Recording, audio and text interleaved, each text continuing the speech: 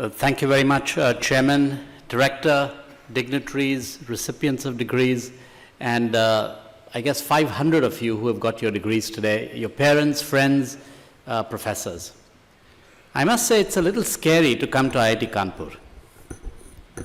After all the success I've had, the problem is when you come back to an institution like this that sort of one grew up in, you feel like that little boy all over again. And it reminds me, I was telling the professor of electrical engineering here that one of my formative experiences at IIT Bombay, where, you know, to get in, as I'm sure all of you did, you had to study all your life, do very well in JEE, and hope that you could get into something, and I'll come back to that. And so you've always done well at everything. And in my second or third year, I don't remember which, we had this test that was given by a very famous professor of electrical engineering in IIT Bombay, Dr. Mukherjee, who was very well known for being extraordinarily difficult. And I think the first people started walking out of the lecture hall, the test room, after 15 minutes. They read the 7 questions and decided that there's no way they could answer any of them, and they walked out. I worked very hard, so I walked out after 23 minutes. I think I tried to address one of them, and it was wrong. The person who was the gold medalist in our year, who was absolutely brilliant, and you know, is now at Caltech and Jet Propulsion Labs and all of that, I think got 12 marks out of 100. So every time I come back to an IIT, by the way, it was such a searing experience that I did not go back to IIT for 25 years after I graduated. I was like, I think you mentioned lots of people who weren't here for their degrees. You didn't give any reasons why. We just assumed that they were working or doing some jobs. I wasn't there for my degree because I was so scared that somebody would mention what happened in this test. So I didn't go back for 25 years, but every time I entered IIT, you know, that I start feeling like this little kid again who was going to get a 0 in one test. I have to also confess that when we were studying there, we had great professors that we looked up to. Like Professor Ramakrishna and others, there were many, many stellar professors whom we never thought we could achieve anything like that. And today everyone thinks about saying, what's my dream? What do I want to do when I get out of IIT? And everyone tells you to pursue your dream. So I want to take you through a little bit through my journey and my dream. So my first dream at IIT was to graduate. Okay? I did not want,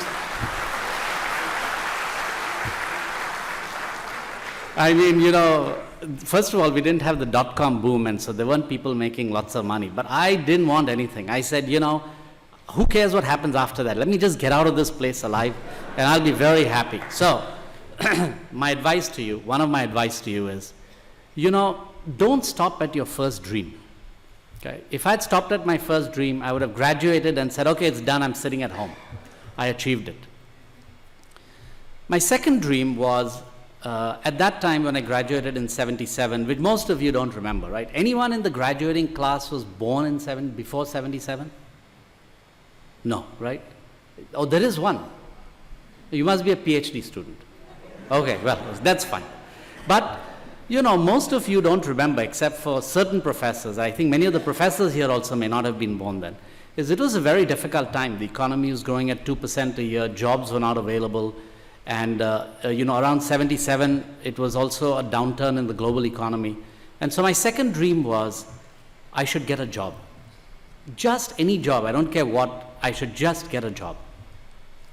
And it looked really difficult at that time. So I said, if I don't get a job, what should I do? And so somebody said, well, why don't you apply to some foreign university? And, maybe you'll get in, and that way you don't have to really get a job, or don't tell people that you didn't get a job. You can always go to the foreign university. So to hedge my risks, I took my GRE and GMAT. Now, of course, at that time, the BTech was a 5-year program. So for 5 years, professors like these had taught me physics, chemistry, mathematics, mechanical engineering, flow, etc. And after all of that studying, I got higher marks in GMAT than GRE. Okay, so I don't know what to make of that, but anyway, that's what it turned out. So I applied to business schools, and for some bizarre reason, I got into Harvard. I don't think we really knew what the world was and what things were happening around the world and where one should go study and how to think about it. As I said, my dream was just get somewhere so I have some place to go. So I went to Harvard Business School, and those of you who are familiar with the geography of the US will know that Boston is a ridiculously cold place. Sorry, Professor Jain, I know you're, I know you're from there, but I think right now they have 12 feet of snow and it's, minus 30 degrees, 20 degrees centigrade. Okay. I had no idea that it was actually that there are parts of the US that are warm and parts of the US that were cold. And if I had any sense, I might have gone to a warmer place. But, I wound up at Harvard and I did well and, I was graduating. So somebody told me, you've now been to one of the best engineering institutes in the world, which is IIT, and you've now gone to one of the best business schools in the world, which is Harvard Business School. Sorry, if any HBS people were here, they'd say, how can you say one of the best business schools in the world, So I was graduating from that, and it was 1979, and my dream was, get a job. I had borrowed lots of money, and it's in the US, and my parents had scrimped and saved to buy the air freight ticket, and so I said, I have to get a job to pay. 79 was a very bad year. It was in recession. Jimmy Carter was president of the US. It was a very tough time. And I thought that with such a great education at IIT and Harvard, I would get a great job, right? I mean, everyone's looking for people like us. I applied to 100 companies. Why 100? Well, why not? Seemed like a nice round number. I got 99 rejections. Okay? So after the first, you're not used to people just saying no when you're coming from IIT. So the first rejection, I said, I've applied to lots of places, not a problem. After the 10th rejection, I said, maybe this is a pattern. I did statistics, by the way. So it looked like a pattern coming out there. And after about the 50th, I said, this is really bad news. I don't know what I'm going to do. But I really did keep on trying. And in fact, what we used to do is when you got a reject letter, you put it on the wall, right? So my entire wall was covered with rejection letters. And finally, I got a job at McKinsey, and so I didn't leave it for 34 years because I was so scared to apply for another job again. So I don't think, when I left Harvard, lots of people had great ideas about what they wanted to do. They had a dream to change the world, they had a dream to do everything, and I had a dream which was get a job and pay back my loan. But over the years, great opportunities emerge, not because I had dreamt of it, but suddenly you are in situations where the opportunity is fantastic, and if you're smart, you worked hard, and you're aggressive, you can actually take advantage of it. So I took advantage of getting into Harvard Business School. I took advantage of getting into McKinsey, and I worked very hard. I was in Chicago, Minneapolis, and then Washington, and never thought I would come back to India at all because when I left, the situation was so bad. But in 2004, I came back to India, and it actually was a very interesting math that I did, and I don't know if this is true for you, but this is the math that I did. 5 years of IIT in 1972 to 77 cost me $2,000, roughly speaking, converted at 15 rupees to the dollar, not 60 rupees to the dollar. Okay? It was a ridiculously cheap education that the government gave me. As Dr. Jain knows, since he's got two daughters who are undoubtedly going to go to college, in the US, 1 year of college costs $75,000. 1 year. I have 4 sons who decided that they were going to be who were born in the US, went to the US, and I was paying bills to pay for their college. And it kept me, and I started thinking about how much I paid for my IIT education and what I got for it. And I felt that I had to come back and do something that would pay back for that education. Now, if it was Harvard Business School, what they'd say is, you're making X $100,000 today, your education cost you $2,000. Don't you think that the university you went to, which is Harvard, of course, at that point, you should give at least 20% of that to the university, right? They have masters at raising money. Professor Jain is smiling over there because he uses it all the time. I have to say that the IITs are not that good because in 25 years, they never asked me for any money. But I thought that given the education and given the unique time in India's history, it was a good time to come back to India and try and do something. And so I came back here in 2004. It's been a fantastic 10 years, and I've been able to do many things that I couldn't have done had I stayed here. Sometimes you work all your life to be in this right spot at the right time. So I felt like I had 25 years of work experience in the US so that I could be in India at the right time and be able to do what I did, what I was doing for the last 10 years in India. So I'll just make 2 points from that, and then I want to go back and talk a little bit about what's happening in India today. One is, you know, frankly speaking, we're often too young and we don't know enough to know what our dream should be. So don't be satisfied with your very first dream. Think bigger after that. After you achieve your first dream, think of the second and the third and the fourth. And you know, you are going to have productive lives of I don't know how much. The bioengineering guys here tell me that most of you will live for 100 years and have a working life of at least another 40, 50 years. Okay? So in 40, 50 years, you don't have to stick with one dream. There will be many ideas that come through and many things you can be successful at. And just because 5 years after you left IIT, you haven't founded Flipkart and made hundreds and thousands of crores, doesn't mean that everything is over. There are many other dreams that you can pursue going forward. And had I waited and stuck to my first dream, I think I would be staying at home and enjoying life and not having accomplished anything. I think the second point that I want to just talk a little bit about is, this is a very unique time. I think both the director and the chairman talked about it, but I want to talk a little bit about how unique it is and therefore what you might be able to do. Over the next 20 years or 30 years, the opportunity to change the world and the opportunity to change India is dramatic. If we don't mess up, we're going to go from a country that has $1,500 income per person to 5,000 to 10,000 over the next 20, 30 years. We will lift the lives of 1.25 billion people. We will lift 300 million people from poverty and make dramatic differences. And that's going to happen not independent of, but through different governments and all of that if we do some of the right things.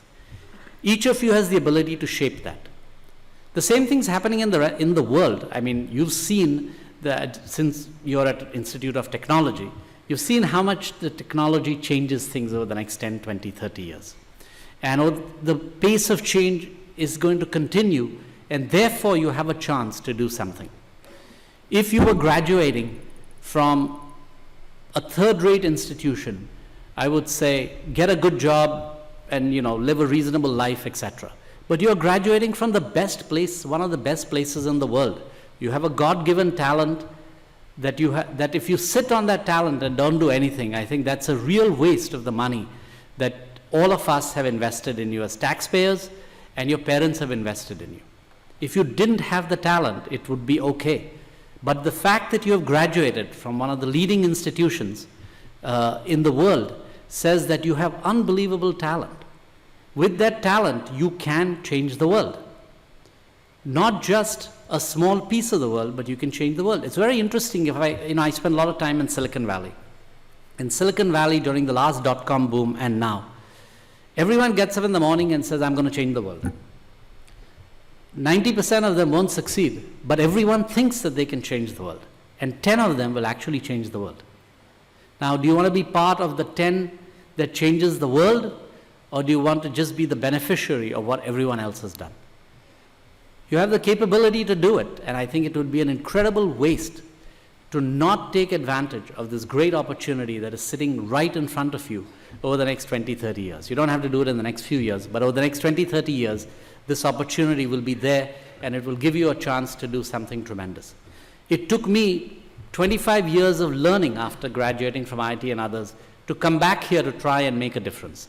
And as Chairman of Quality Council, I'm going to continue to try and make a difference to change the quality of all goods and services in India, and education, by the way. So primary education, secondary education, etc. And as you can see, as each of you interacts with the government or buys goods and services in India, the quality of goods and services in India is not where any one of us would like it to be. So it's a huge challenge. It'll probably take me 20 years to do something about it, to do a lot about it, but I'm going to go off and do that. And that's my goal to try and accomplish.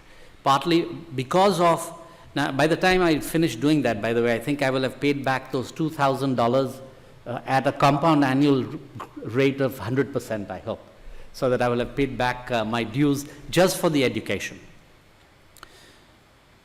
I wanted to make one other point, and really, Winston Churchill, who's one of my favorite authors because he says such things in such a wonderful way. He talked about not giving up when things get difficult. And at the height of the Second World War, he has this famous quote where he says, never, never, never, never, never give up. And even then, even after that, when you think about giving up, still don't do it. The challenges that each of us face on trying to do something interesting and different are going to be massive. If you did something and it turned out that it was easy to do, you probably didn't push it far enough. I think Dr. Jain said that, right? Which is, if it's too easy, you haven't pushed hard enough. I think you have to push hard until you fail. McKinsey hires the best and the brightest in the world from every university around the world. I think we hire around 86 universities around the world, including the IITs. And one of the things we look for, in addition to pure smarts and leadership, is people who have actually failed and gotten up and then done something. Because people who've never failed miss out on what it really takes to succeed. It's come too easy for them. I would guess that for many of you, you all have been first in your class everywhere. Otherwise, you wouldn't have gotten into IIT. That in IIT you did well, in high school you did well, and that you all might not have so far known real failure. I don't know if you ever had a test where you got a 0. But what I'd encourage you to do is get out there and try something and and even if it fails, get up, don't give up, and do it again and again and again. Most of the, there's a wonderful, many of you must have read J.K. Rowling's books, right? About the wizards and all of that, right? All of you must have read it. J.K. Rowling gave a wonderful commencement speech, which obviously I can't give because she's so good at this, where she talked about the fact that after she graduated from one of the best colleges in the US, 5 or 7 years after that, she was a complete failure. Her marriage had broken down, her job wasn't working out, and everything was going bad. She was depressed. And she said at one level it was the best thing that ever happened to her, because as soon as she got over her fear of that failure, she said things can't get really worse than this. She was able to concentrate on what she liked most to do, which was writing. And so this completely unknown writer wrote what is now, she's published more books than almost anyone else, and certainly made more money from it and influenced more people than anyone else. And it came out after she had failed at everything she did. Because that gives you the strength to go back and fight. But all of you have been so successful so far and are so good at what you do.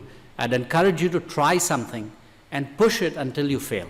And in that failure, you will learn what it takes to get up. And remember Winston Churchill's words of never, never, never giving up.